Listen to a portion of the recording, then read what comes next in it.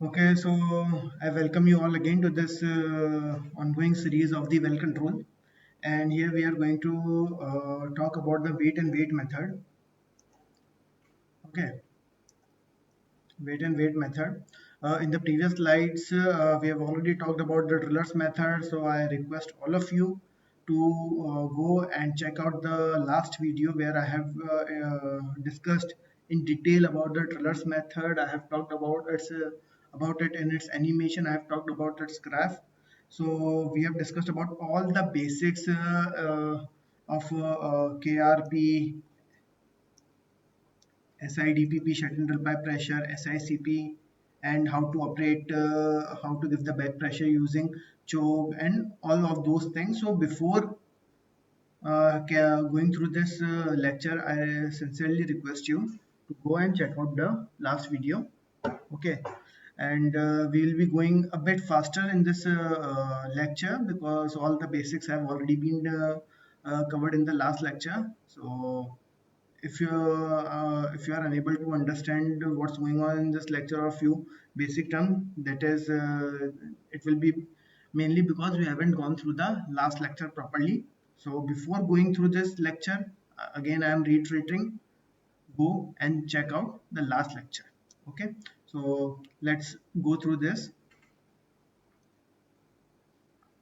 Okay, so what is this method? As we have discussed in the drillers method, it was the two circulation method, in which in the very first circulation we are replacing or we are circulating out my influx using the original mud, but and in the second circulation I am circulating my original mud with the kill mud or the mud of the higher density. But if I talk about the weight and weight circulation, there are a few things that you must know about, that it is a one circulation method, one circulation method. Okay, here in one circulation only we are replacing, we are circulating out my influx, and I am also circulating out my original mud with the kill mud. Okay, so this is also known as the engineering method, and this method was developed sometime after the drillers method was put into use. And as we have already discussed, this WNW method is also known as one circulation method. Okay, so let's talk a few things about this. Why the name weight and weight method? So here we have to wait for what? Uh, Okay, so as you know in the drillers method, that as soon as we have detected the kick, we can start the process, because we don't have to make sure that my kill mud is ready or not. Uh, okay, so as soon as I have detected a kick, and if as per my company policy I have to go through the drillers method, and if I've decided that yeah, there is a need to shut in the well, and which we have already done, and after shutting in the well, let's for well killing, we have to go through drillers method. So as soon as we have reached that yeah, we have to kill the well, so we can start doing the circulation using the original mud and drillers method. But here, since it is a one circulation method, okay, so we have to wait and simultaneously weigh up the original mud to kill mud. Okay,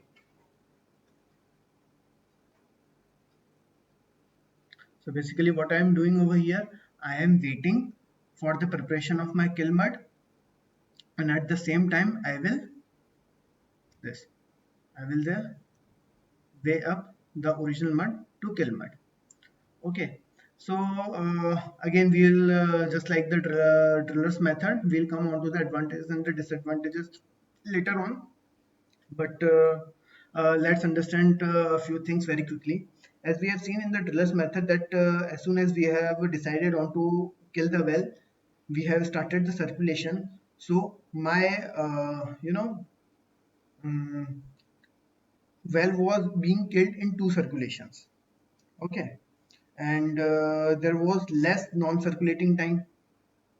Okay, in drillers method, so my influx won't be getting much opportunity to adulterate my drilling mud. Okay, we have already discussed about that. Okay, Okay, so if I'm talking about the weight and weight method, we have taken the similar situation as of drillers method. My true vertical depth is 10,000 psi, my mud weight is 10 ppg, drill string strokes. Remember the stroke counter. So the number of strokes that I will be required to completely fill up my drill string will be, let's say, 1000. Okay, my KRP again 300 psi for original mud. What can anyone tell me what was the KRP for KRP of Kilmud? Though there is no use of this value,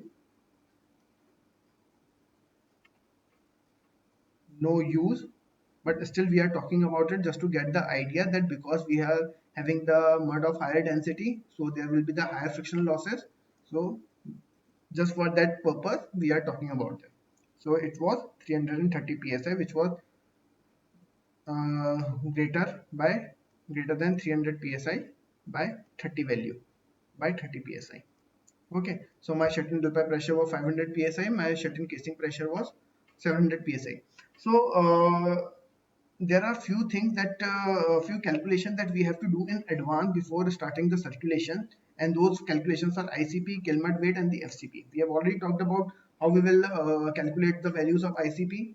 It is nothing but KRP that we would have measured or checked or calculated while starting a new shift, and it is equal to the shut-in drill pipe pressure. So it is basically nothing but 300 plus 500 psi, that is 800 psi. Then what was the other thing? Kill mud weight. What is the kill mud weight?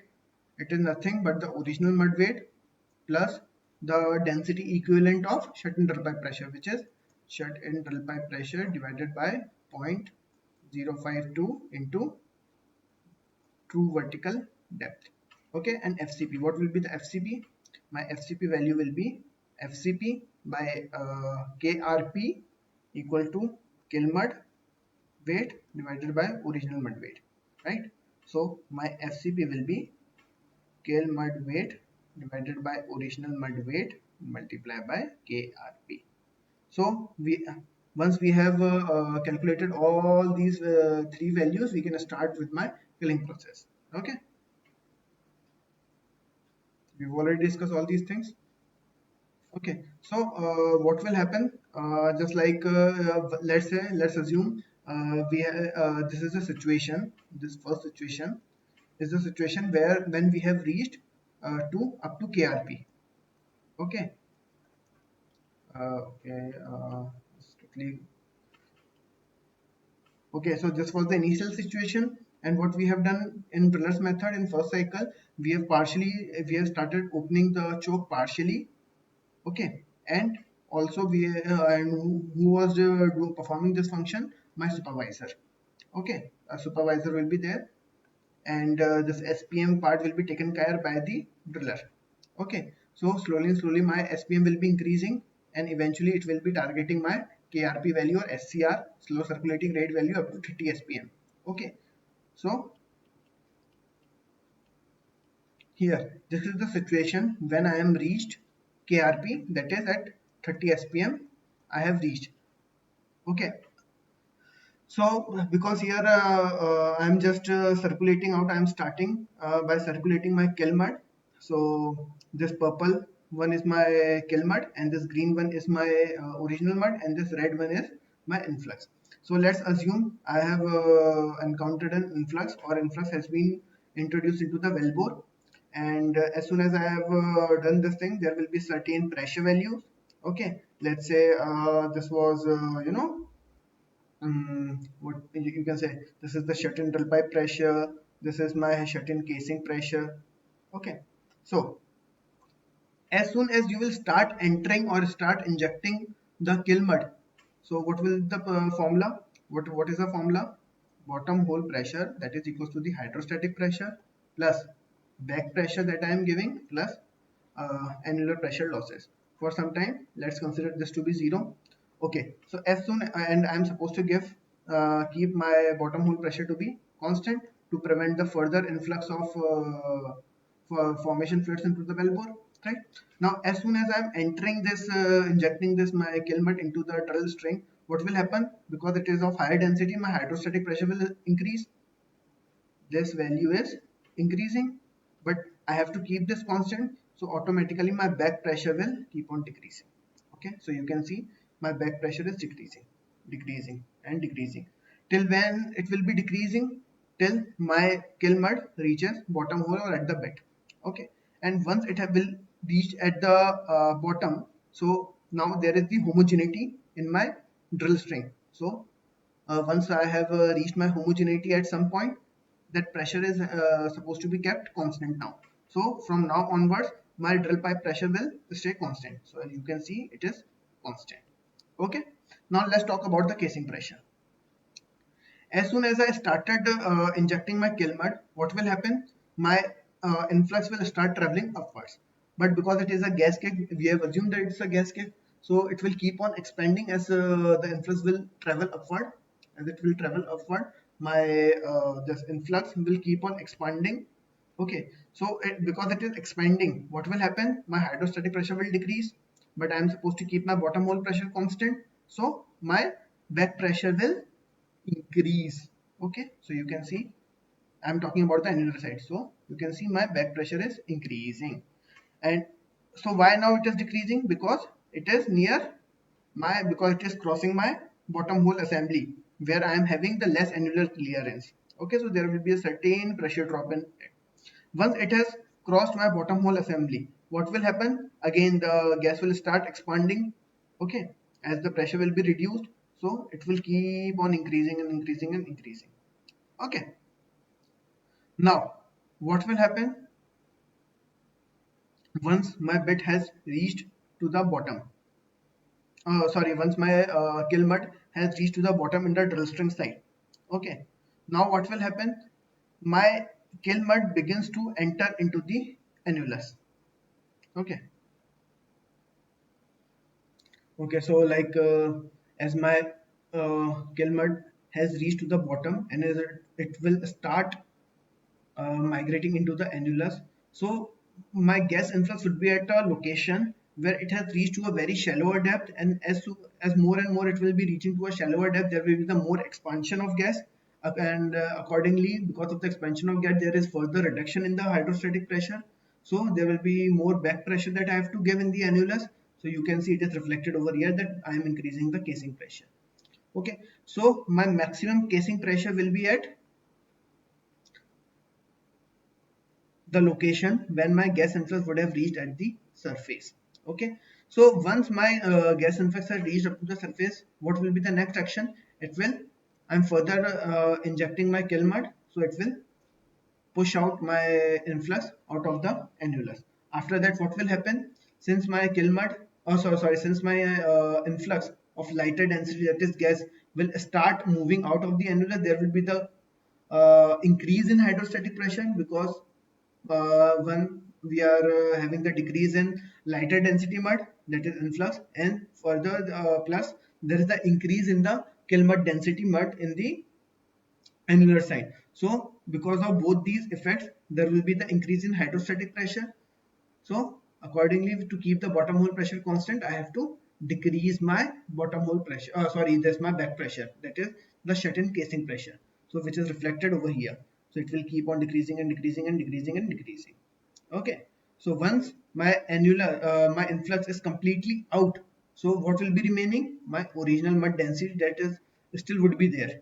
Okay. So now I'm still have to remove this thing. So initially, the if you see this slope, okay, so there is a larger decrease in pressure. Why? Because influx is going out, the gas is going out, which is very lighter density. Now the slope has decreased. And why? Because now original mud is being getting out. Once we have reached the situation where we are having the kill mud both the sides, in the annulus side as well as in the drill string side. So when we will reach the situation, we'll be having the shut-in casing pressure, to be 0, and this will be my KRP, that is equal to 330 psi. Okay, so I hope this thing is clear, right? Now let's talk about the various advantages and disadvantages. Now as you can see, there will be the lower annular pressure in this case. Why? Because here initially there is influx, right? It was increasing in volume because of the expansion of gas. But if we see this situation, okay, so here we have gas influx at the top, but we have the kill mud as well over here, which is taking care of the hydrostatic pressure of this thing. But if we talk about the driller's method, what was the situation over there? Driller's method, when it was this gas influx was at the top, there was only original mud. So a lot of back pressure I was supposed to give over here, right? In comparison to my weight and weight method, what was happening in my weight and weight method? There was my kill mud, okay, there was my original mud, and this was my influx. Okay, this was my influx. So because of the kill mud, there was less back pressure that I have to give in weight and weight method. But here,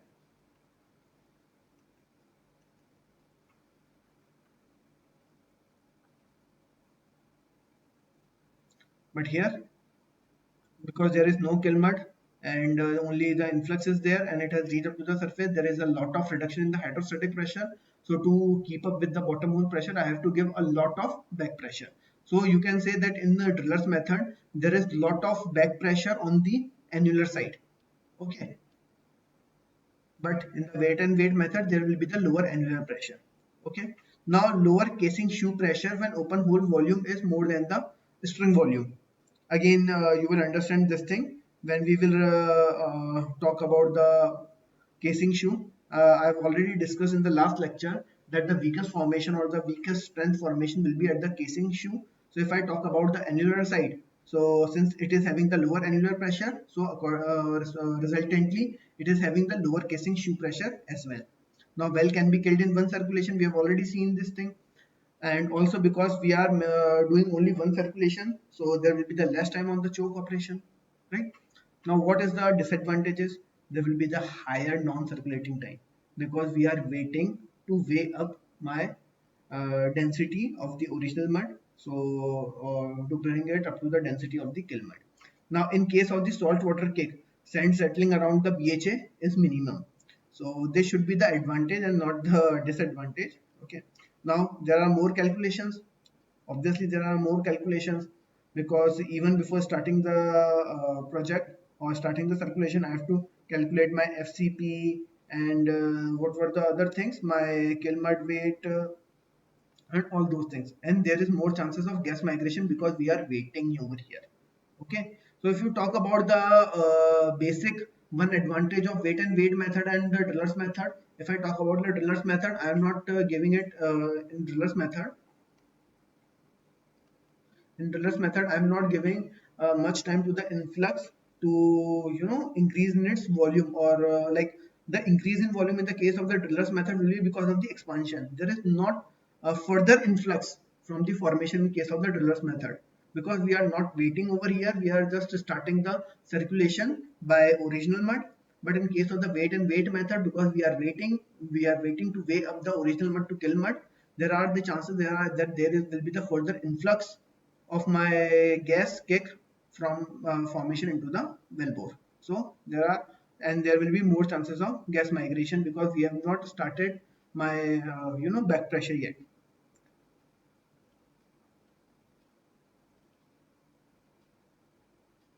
Okay, so like there is a step down pressure schedule that we have to calculate.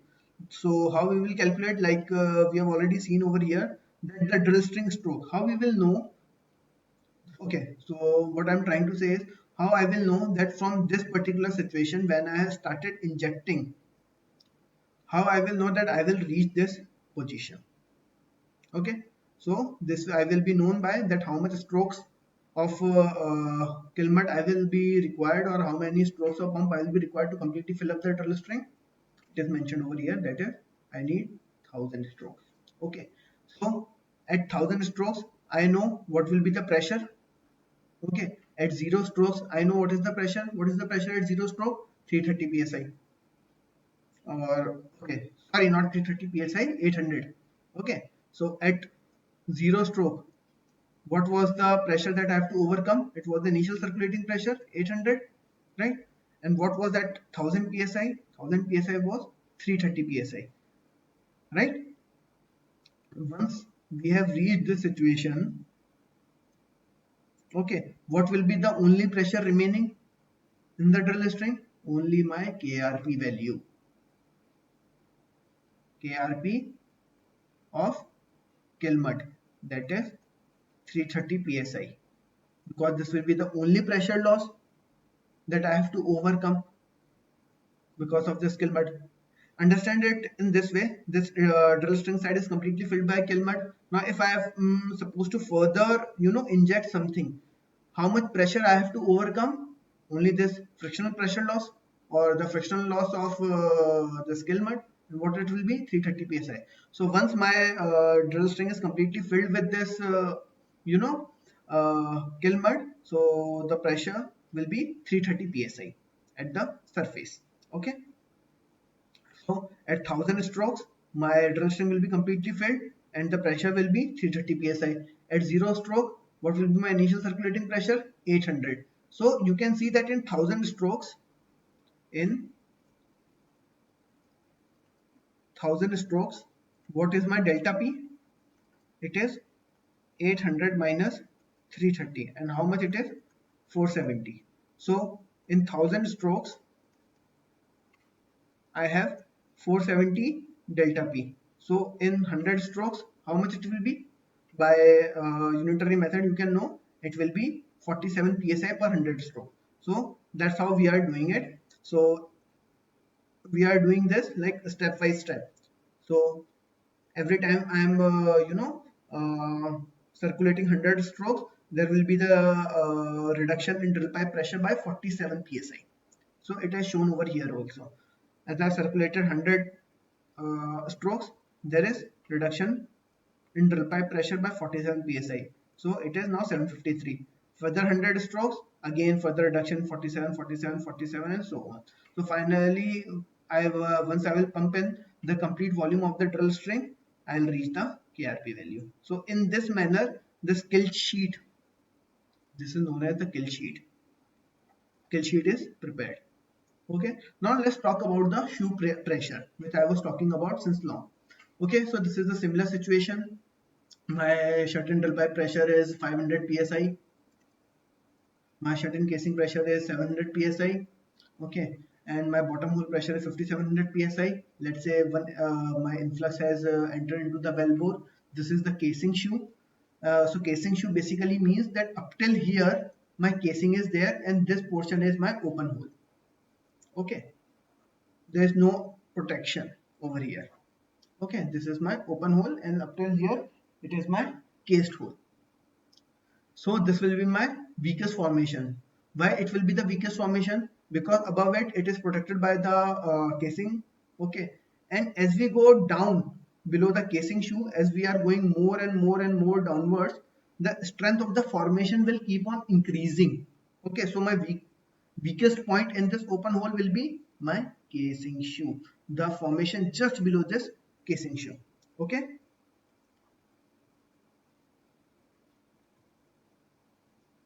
Okay. So if I talk about now, let's talk about the bottom hole pressure. What will the bottom hole pressure? Bottom hole pressure will be surface pressure or the back pressure that I am giving from the surface. Then hydrostatic pressure in the annulus. I am talking about the annular side. Okay, I am talking about the annular side. Let's break it in two parts. Okay, uh, let's say this is the first part. Okay, and this is the second part. So if I talk about the bottom hole pressure, what it is? The annular pressure plus my surface pressure. Okay.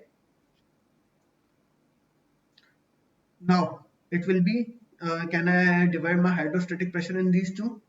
For now, I'm not considering that there is a influx. For easier calculation, I am coming on to that my influx will be introduced, but slightly later. Okay. So first, that is the pressure above shoe plus pressure below shoe plus my back pressure that I am giving, that will be equal to my bottom hole pressure, right? So my bottom hole pressure will be equal to surface pressure, that is back pressure, plus hydrostatic pressure above shoe plus hydrostatic pressure below the shoe. Now if I combine this surface pressure plus hydrostatic pressure above the shoe, so so this will be known as shoe pressure. So what will be the actual pressure that will be acting on the my shoe pressure, the pressure above it? So what is the pressure above it? This first, which is hydrostatic pressure above shoe plus some back pressure that I'll be giving. So I called it shoe pressure. Okay, so my bottom hole pressure will become shoe pressure plus hydrostatic pressure below the shoe. Okay, now let's understand the situation that my influx has been entered into the well bore. Okay, so as it will until it is below the casing shoe, what will happen? The hydrostatic pressure below the casing shoe will keep on decreasing. Okay, my hydrostatic pressure below the shoe is decreasing, and I am supposed to keep my bottom hole pressure constant. So this is constant minus something which is decreasing. So my shoe pressure will increasing. Till when it will keep on increasing? Till my influx, the top of my influx is at the casing shoe. Once my top of the influx will start crossing, okay, this is the first situation. Now let's talk about the another second situation. So once my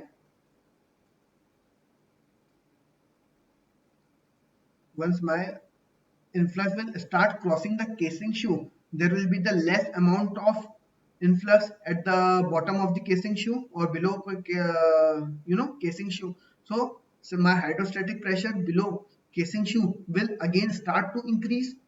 Okay, so if my hydrostatic pressure below the shoe, if it start to increase, constant minus something which is increasing, that means my shoe pressure will decrease.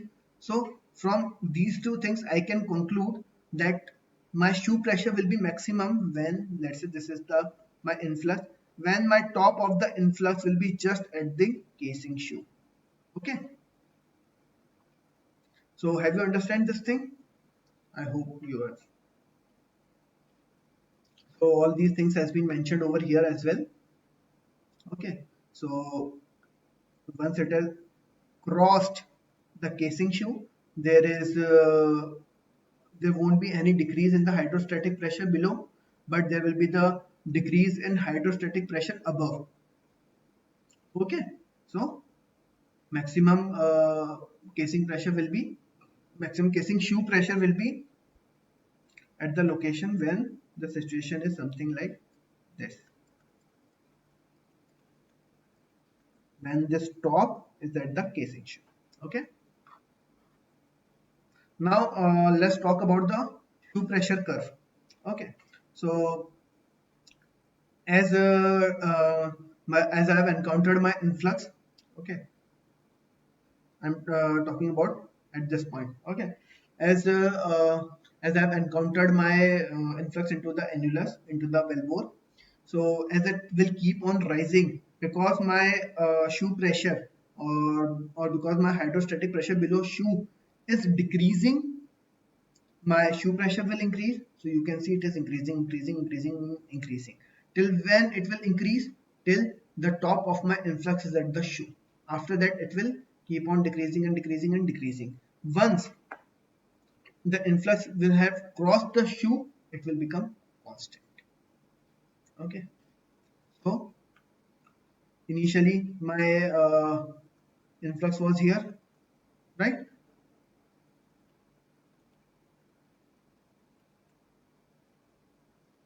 Initially my influx was here and it was traveling upward. So as it was traveling upwards, there was a increase in shoe pressure. As it was crossing this shoe, there will be a slight reduction in the pressure. Okay, and once it would have completely crossed the shoe. So there will be the homogeneity in the in this column below the shoe pressure. So afterwards, my bottom hole, this casing shoe pressure will become constant. How come? The shoe pressure formula is bottom hole pressure minus hydrostatic pressure below shoe. Once my Once my influx has completely crossed the shoe, this hydrostatic pressure below shoe will become constant. My bottom hole pressure is already constant. So constant minus constant is constant. Okay. So I hope this shoe pressure curve is clear. Okay. Now let's talk about the non-circulating methods.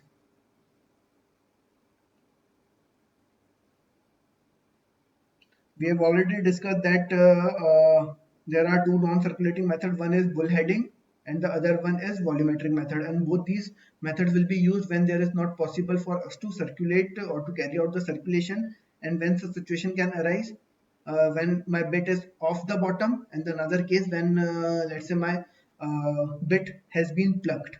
Okay. So what do you mean by bullheading? Okay, so it is made by the two words. If we will, divide these words, it is bull head. All of you have seen those bullfights, right? So bull is heading towards you. So you are forcing something. So what I will do, let's say I have encountered my influx. Okay,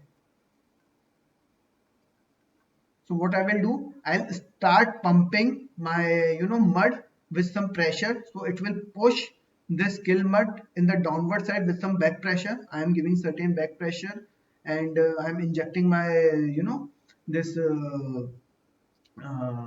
what you say my mud into the annulus, and also I'm giving certain back pressure, and my aim is to push this influx back into the formation from where it has arrived. I will bulldoze it. Okay, just what is the function of bulldozer? Bulldoze just flattens out everything, right? So in a similar way, it will flatten out it back into the formation. So when conventional method, just a sec. So, when conventional method of circulating down the drill string and up the annulus no longer is an option, that is when circulation cannot be carried out, we have to go for some alternative, and it's a technique called bullheading. Okay, so what we will do in bullheading, it is performed with the use of pumps in a closed-in well. Obviously, I have to shut in the well. Okay, and then by using the pumps, I have to push the influx fluids and force them back into the weakest point of the exposed open hole interval. And what will be the my weakest point? Obviously, it's the kissing shoe. Now, bullheading. How the bullheading is done? It's as I've told you, I'm injecting my kill mud. Sorry, I'm injecting my original mud, and with some back pressure, I'm forcing my influx back into the weakest point. So, let's say this is my reservoir pressure, okay, which is my formation pressure, and over that I'm giving some overpressure. Okay, so that will be my bottom hole pressure. Okay, so in such a case, bottom hole pressure will be formation pressure plus some overpressure that I am giving to push back my formation fluids into the formation back again. So bullheading is done by adding some pressure. In this way, the well bore pressure gets overbalanced compared to reservoir pressure, and the formation fluids are pushed back into the formation. Okay, and the pressure acting on the bottom using a bullheading operation is reservoir pressure plus some overpressure. Now, with overpressure, how much overpressure I have to give will depend upon the formation properties, that how much porosity and permeability is there, and what was the influx concentration. If my porosity and permeability is high, so my influx will be my influx uh, won't be having much problem to go back into the formation, because it will be getting enough ease of moving, and enough storage capacity also where it can be stored. Now, if my influx concentration is more, so more overpressure I have to give. Okay, so similar thing has been explained over here. Okay, so now there are certain advantages or disadvantages of this bullheading. Okay, so if I talk about the first advantage, so my H2S reading is above the operator limit. So because here I am having the gas kick, so there could be the possibility that some H2S would also be coming out of it. But the good thing is, with the H2S hydrogen sulfide, uh, it's everyone knows that it is very poisonous. But we will be able to know about it only when we are able to detect it. So for detection, it has to be above certain limit. So the good new thing is that it is easily able to, read through the meter, H2S meter. Okay, but there is one more advantage, that kick will lead to too high surface pressure. Okay, now what are the disadvantage? Okay, why it will lead to very high surface pressure? Because we are giving very high overpressures. Now, because there is high surface pressure, it could result into an underground blowout or at surface blowout. Okay. Now there is no obvious sign for the operators or crew when to use this technique or not. Okay. Now, so because only driller's method and the weight and weight method are mostly used, so there are no direct indication that when we are supposed to use this situation. Like we have already talked about it, that when bit is off bottom or the plugged off situation is there, we can use. But since it's not a normal operation, and it's we all almost always go for driller's method or weight and weight method, so this technique is seldomly used. So okay, so what is the another way if let's say my uh, bit is off bottom in a plugged off situation? There is no way that we can use the circulation method, but if we have to go for this non-circulation methods only. But is there any way when we can use the circulation method as well when my bit is off bottom? Think about it, we have already discussed in the previous lectures. It was stripping or snubbing. Okay, we can allow my drill string, or I can push my drill string back into the back at the bottom. Okay, now if I talk about the volumetric method, so this is the another method, and as you know that this volumetric method is based on the assumption that the influx is gas, that it will migrate upwards in the well. So volumetric method, we are in this volumetric method, I am assuming that my influx is gas only. Okay, this method cannot be used if it's salt water or a oil cake. Okay, now again, this will be used only when there is no possibility of circulation. Again, what we will do over here, we will open the choke partially and close it in steps to bleed off the inflow gas. Okay, let me. Okay, let me change the color. Okay, consider the situation.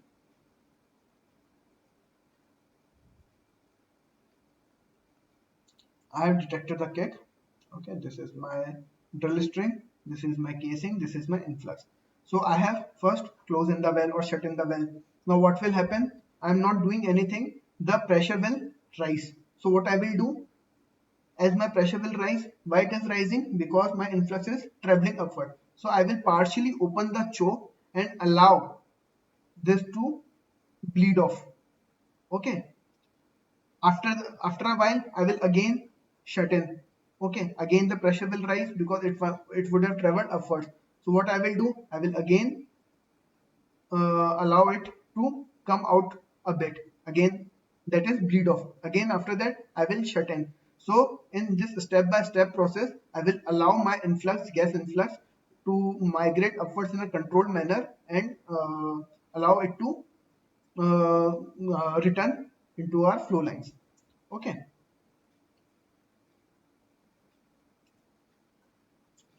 so I guess this is nothing but simply Boyle's law method, where P directly proportional to volume, or sorry, P inversely proportional to volume. There, because of the reduction in pressure, my volume is increasing, and I am alternatively shutting off and bleeding the well. Because I am shutting off, it will lead to the increase in pressure and the migrating of my gas influx in the upward direction. Okay, so and once my pressure will be increased, I'll open the choke partially to release that pressure.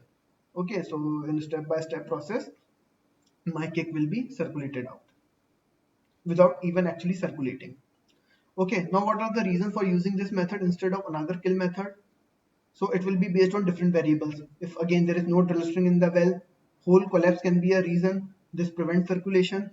If let's say there has been a power failure because of which I cannot use my mud pumps, and because I am unable to use my mud pumps, I cannot circulate. I cannot carry out the circulation. Again, if my drill bit is off bottom, that is there is a long way or long distance between the drill string and the bottom of the well. Sometimes we are not able to circulate due to drill string has been cut and dropped into the well. So we have already discussed that in this method, the choke is opened and closed in steps to bleed off the inflow gas. Now it is performed by staying within the designated pour and fracture pressure together with the safety margin. Okay, so when I am shutting in the well or when I am closing in the choke, which is basically shutting in the well, I have to make sure that the pressure would not rise so much that it will overcome the fracture pressure, it will fracture the formation. So I don't want that. So I have to stay below the fracture pressure, and I have to include some safety margin as well. Okay, so as we have already discussed, this that as gas will move up, the pressure in the well will increase and the choke will be open to bleed off and reduce the well pressure, and again it will be closed when the pressure will drop to a certain level. This procedure is maintained until the gas is completely out of the well. Okay, I guess both these non-circulating methods of killing has been understood well.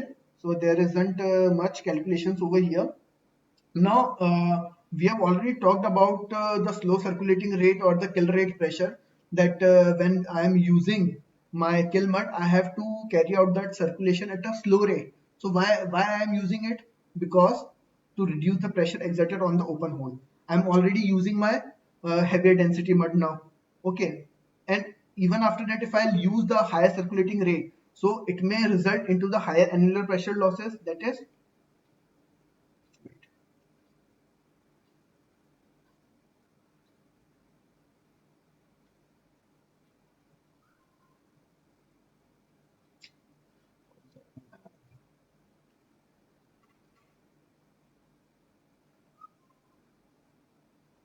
okay.